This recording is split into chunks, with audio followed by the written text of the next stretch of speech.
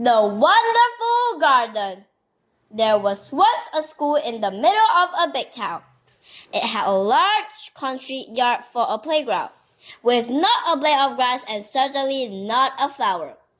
The park was so far away that many of the smaller children had never seen a flower growing in the earth.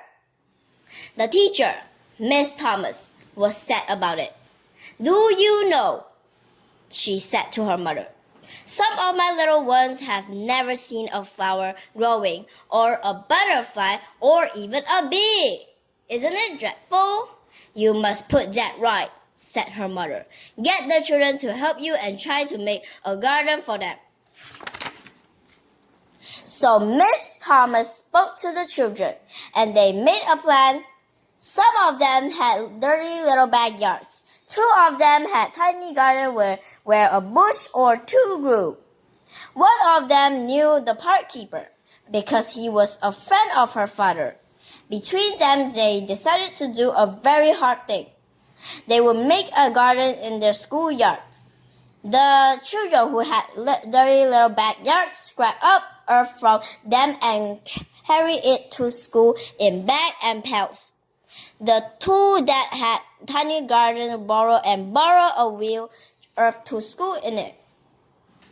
The one who knew the park keeper asked her father to beg for any soil he can spare when he was digging up the beds in the park.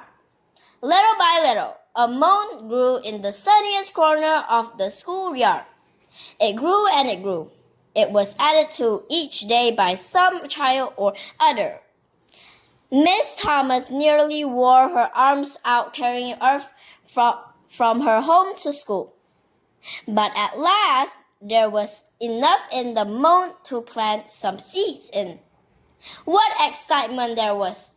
The children bought marigold, mushroom seed, candytuft, and poppies.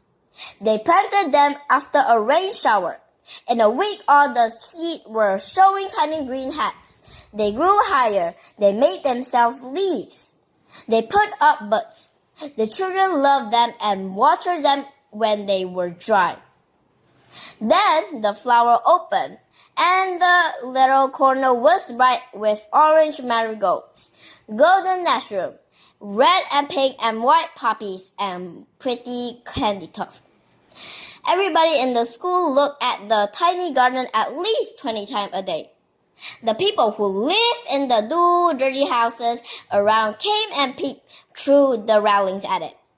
And do you know, the bees found it. They came from the far apart and hummed happily all day long in the children's flower. The butterfly found it and fluttered about the school playground for the first time in years.